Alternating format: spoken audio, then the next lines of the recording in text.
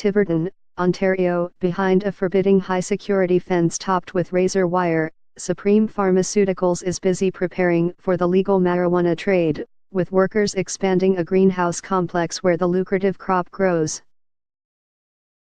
But while Supreme looks like it will be ready for the day when prohibition ends, Canada's governments still have a lot of work to do. Proposing legislation to legalize the recreational use of marijuana was the easy part for Prime Minister Justin Trudeau. With about 8 months to go before Canada becomes the second nation after Uruguay to take this step, the federal government and the provinces are staring at a formidable to-do list. Ottawa still has to set the limit at which drivers will be declared impaired under criminal law, and must determine the rules for advertising and the standards for growers.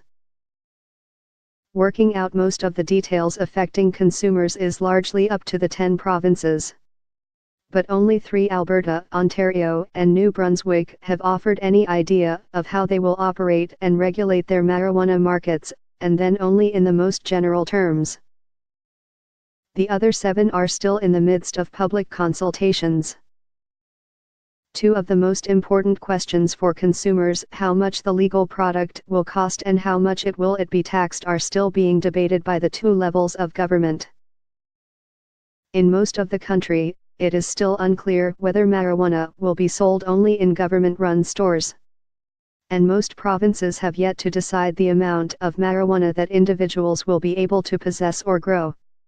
Nor have most provincial governments decided on the minimum age for buyers, or where smoking marijuana will be legal. The federal government must also explain how it will deal with international drug treaties that prohibit marijuana sales. Even the precise starting date for legal pot is a mystery. On top of that, and perhaps counterintuitively, police forces are warning that successful inauguration of a legal system for selling marijuana will require an accompanying crackdown on the black market. Despite all these challenges, suppliers are optimistic that legal recreational sales will be a reality by summer. "I 100% think Canada will be ready," said John Fowler, the chief executive of Supreme, which has been selling medical marijuana since 2016. "But I think the real question is, what does ready mean?" The answer, Mr. Fowler said, will be managing expectations in the early days. Canadians should not expect that on day one, the legal market is going to supply the billions of dollars of illegal cannabis being consumed in Canada, he said in his windowless office at the greenhouse complex near the shore of Lake Huron, where employees work in disposable suits and hairnets to avoid contaminating the multimillion-dollar crop. "That will take time, and I think that's fine." Even with the uncertainty, many investors are betting there is money to be made on legal marijuana.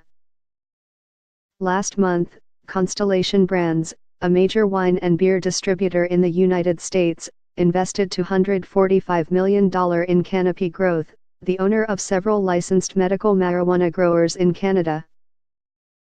While the commercial side is upbeat, many provincial leaders say Mr.